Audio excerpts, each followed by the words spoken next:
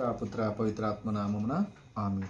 క్రీస్తునాథునియందు ప్రియమైనటువంటి క్రైస్తవ సహోదరి సహోదరులారా, 19వ తేదీ 1వ నెల జనవరి నెల 2025 సంవత్సరం ఈనాడున మనము యేసుక్రీస్తు బాప్తిస్మ పండుగతోటి మనము సామాన్య కాలంలోనికి వచ్చి ఉన్నాం. ఇది సామాన్య కాలపు 2వ ఆదివారం. కాబట్టి ఈనాటి సువిశేషము అదేవిధంగా పఠనాలు దేవుని యొక్క అద్భుత శక్తిని మనకి చెబుతూ ఉన్నాయి. ముఖ్యంగా చూసినట్లయితే ఈనాటి సువిశేషంలో యోహాను శుభవార్త 2వ అధ్యాయము 1వ వచనం నుండి 11వ వచనం వరకు చూసినట్లయితే కానాపల్లిలో యేసుక్రీస్తు వారు మొట్టమొదటిగా తన యొక్క అద్భుతాన్ని చేసినట్లుగా మనము చూస్తున్నాం. కాబట్టి బైబిల్ గ్రంథంలో చాలామంది ప్రవక్తలు అనేక రకాలుగా అద్భుతాలు చేశారు. మనము గమనించినట్లయితే నిర్గమకాండము 7వ అధ్యాయం 20వ వచనంలో మోషే అహరోనులు అరణ్యంలో వీళ్ళని నడిపిస్తూ ఉన్నప్పుడు అహరోను కర్ర తీసుకొని నైలు నది మీద కొట్టినప్పుడు ఆ నీళ్ళన్నీ కూడా రక్తముగా మారిపోయింది. ఆ తర్వాత 17వ అధ్యాయం 6వ వచనంలో నిర్గమకాండంలోనే నీరు లేక వాళ్ళందరూ కూడా అల్లాడుతూ ఉంటే ఈ ఇశ్రాయేలు ప్రజలు హోరేబు కొండ దగ్గర మోషే గారు రాతిని కొట్టగా రాతి నుండి నీరు వచ్చింది. అక్కడ ఒక అద్భుతాన్ని మనం చూసాం. అదేవిధంగా నిర్గమకాండము 15వ అధ్యాయం 25వ వచనంలో మోషే ఒక చెట్టు కొమ్మను నీటిలో వేయగా చేదుగా ఉన్నటువంటి నీరంతా కూడా తీయగా మారినట్టుగా మనం చూస్తున్నాం.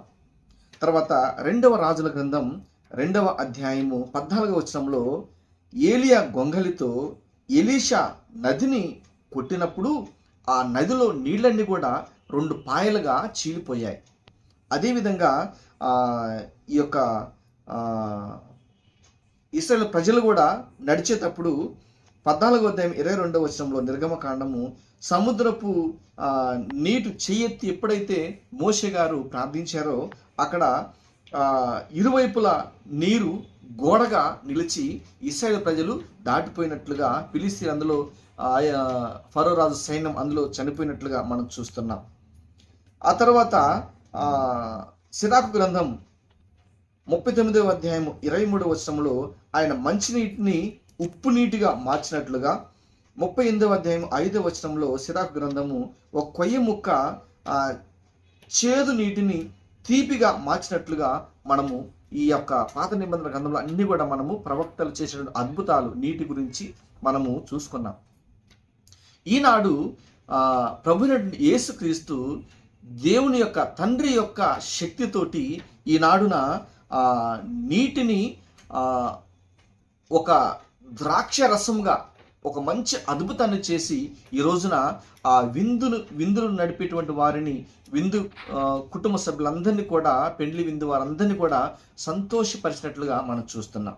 కాబట్టి ఈనాడు మనం గమనించవలసింది ఏమిటంటే యేసుక్రీస్తు యొక్క అద్భుతం, యేసుక్రీస్తు యొక్క అద్భుతాన్ని ఈ రోజున మనము ధ్యానం చేయబోతున్నాం.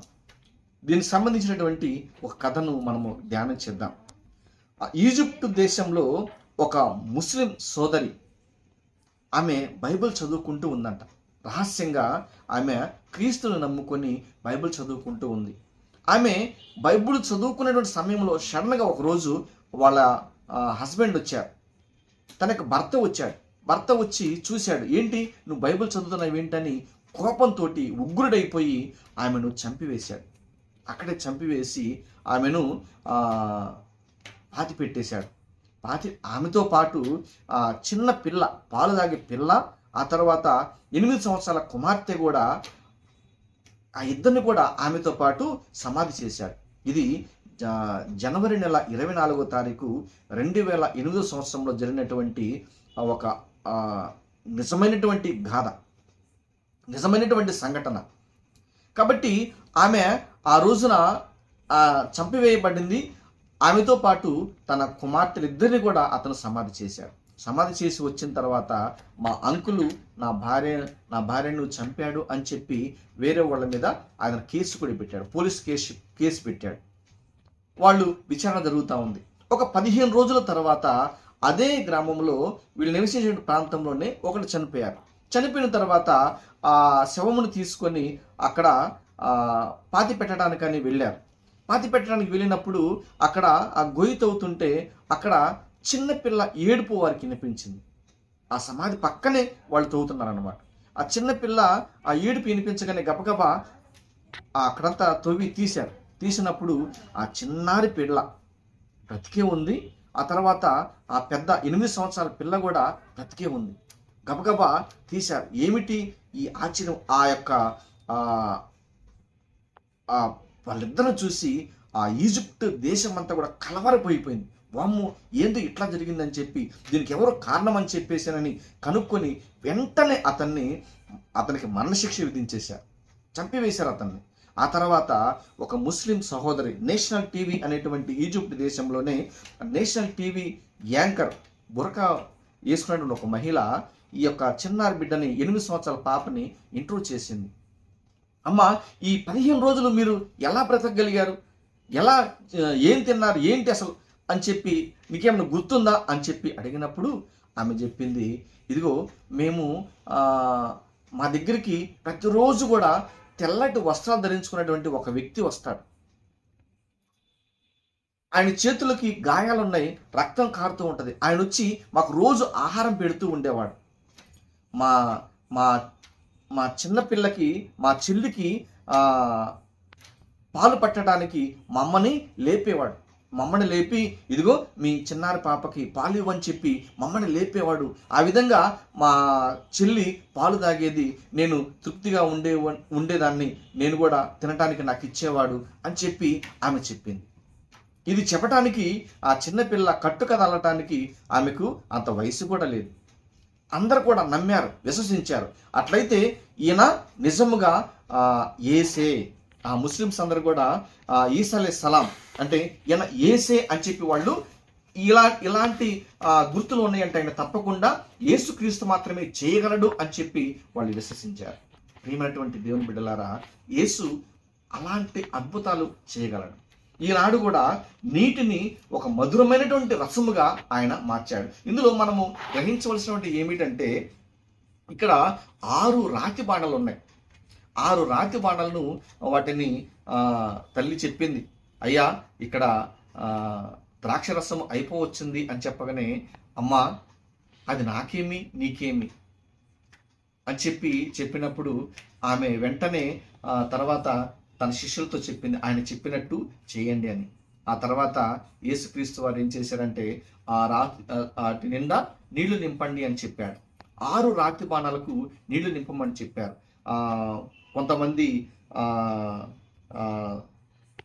భక్తులు ఏం చెప్తారంటే, ఈ 6 రాతి బాణాలు మనుష్యునికి సాదృశ్యంగా ఉన్నాయి అని చెప్పేసి చెప్తారు. ఎందుకంటే ఆరో దినాన్న దేవుడు, తండ్రి దేవుడు మానవుని సృష్టించాడు. 6వ రోజున ఈ యొక్క సృష్టి అంతటిని కూడా దేవుడు సృజించాడు. ఈ విధంగా కొంతమంది భక్తులు ఏం చెప్తారంటే, ఈ యొక్క 6 రాతి బాణాలు మానవుని యొక్క హృదయానికి సాదృశ్యంగా ఉన్నాయని.